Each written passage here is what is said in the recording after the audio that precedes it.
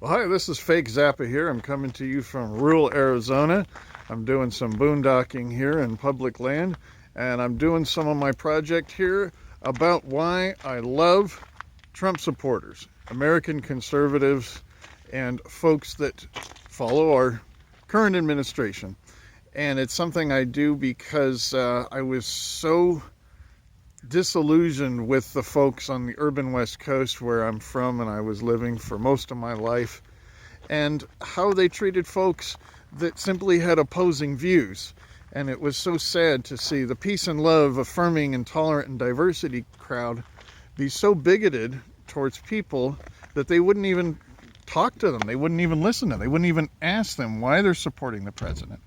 And whether I support our president or not isn't the issue. The issue is the fact that as somebody who is a bona fide granola crunching, tree hugging, bleeding heart liberal, I decided that I like to just honor people if they're good, if they're friendly, if they're honest, no matter what their views are, and to try to show those folks that are in educated progressive culture the kinds of things that I learn when I actually talk to these people, hang out with them, and find out what makes them tick. Not that they change my views, they change my mind on this subject. It's the fact that they're Americans like me, like the blue voters, like the red voters, and I appreciate them. And there's a lot of things that they can do for our country that tree huggers like me are unable to do. And they represent iconic American culture, and there's a lot of things we can do to honor them whether we agree with their views or not. So I have a series that I'm doing called My Favorite Trumpies. I meet people, I ask them if I could hug them, take a selfie with them, and post it, and maybe say a little bit about what I've learned from them and what I appreciate about them. And it's interesting that as a result of doing things like this, ever since early 2016, is that folks don't seem to look deep into stuff anymore. They don't even really ask me what my actual views are. If they think that I support our president, if I even call him our president, and I don't buy into the whole not my president club and all the weird rules and things and all the lingo that I'm supposed to do there, that apparently that brands me as some kind of bigot.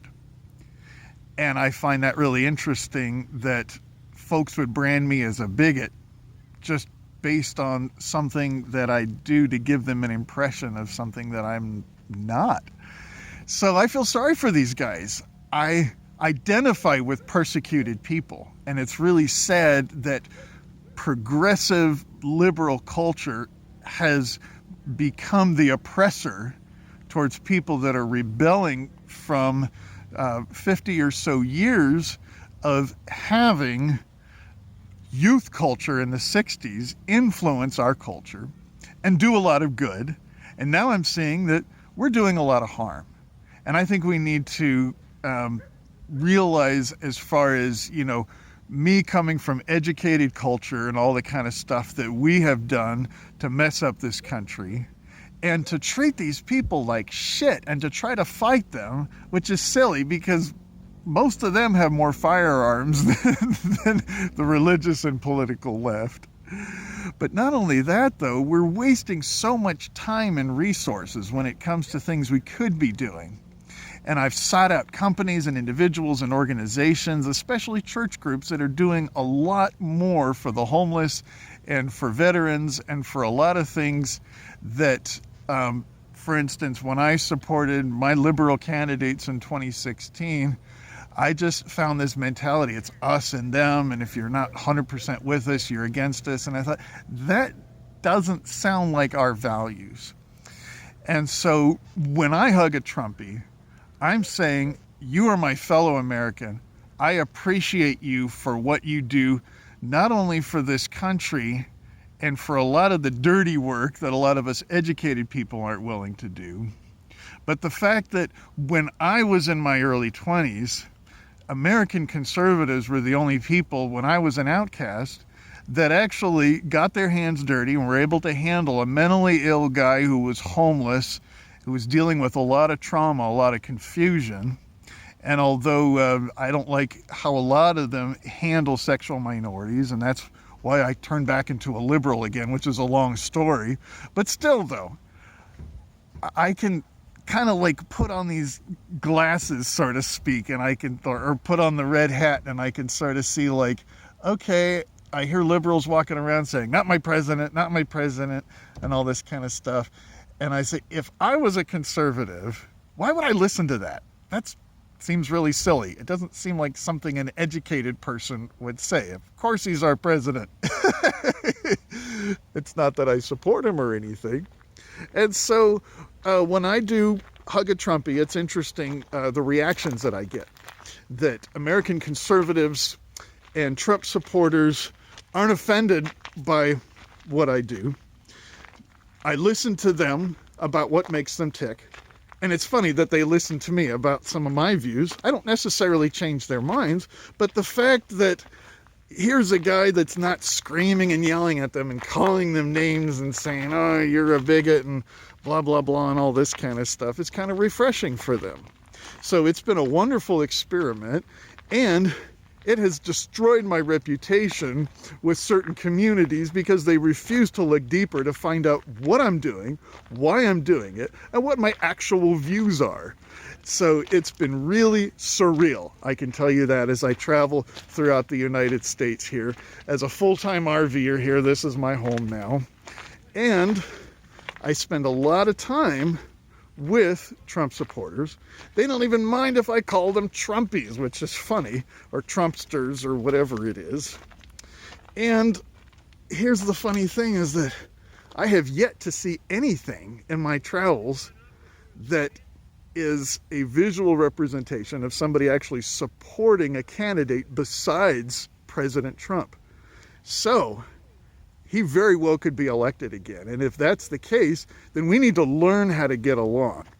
And if things keep going the way they do, and the hostility that I see, especially with my own peace and love people, I don't want to see another civil war again. Wouldn't it be interesting if we were to do something to actually undermine a potential civil war? I don't think it's going to look like anything like the American Civil War in the 19th century.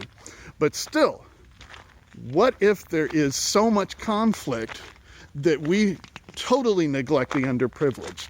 I've been living on disability and support for over a decade, so I know what it's like to be an outcast. I know what it's like to try to get back to work and to have missed opportunities when I have a skilled professional background. So this country has been the land of missed opportunities for me. But I'm still here. They say love it or leave it. I really like this country. I'd like to leave this country. I have more of a Eurocentric mentality, and at the same time, I want to find people who I respect no matter what their views are. And that's what I'm doing when I hug a Trumpy, when I take pictures of them and say, these are my favorite Trumpies, that I'm saying, hey, we can overlook our views, we can find common things that we can get along with, and we can really help those that are underprivileged and really have serious needs, because once you start getting around the real America, you start seeing that there is a lot more homeless, there is a lot of crazy going on, there's a lot of needs when it comes to mental health issues, and of course substance abuse. And as somebody who is out when it comes to living with cognitive disorders and living with mental illness for most of my life, one of the things that I think is interesting about the Trump administration and a lot of the folks that I've talked to, especially when it comes to gun violence and their views on that, is they talk about the failed mental health system. And if there's anybody to ask whether the mental health system has failed, especially when it comes to a place like Portland, Oregon, which is like the buckle of the unchurched belt when it comes to educated progressives, they failed me more than anybody has when it comes to the lack of mental health care, how hard it is to access it, and how illegitimate most of this stuff is when it comes to getting medications, group support, one-on-one therapy, and especially vocational support. They don't want me to go back to work. And there are a lot of things about my story that they don't want to hear.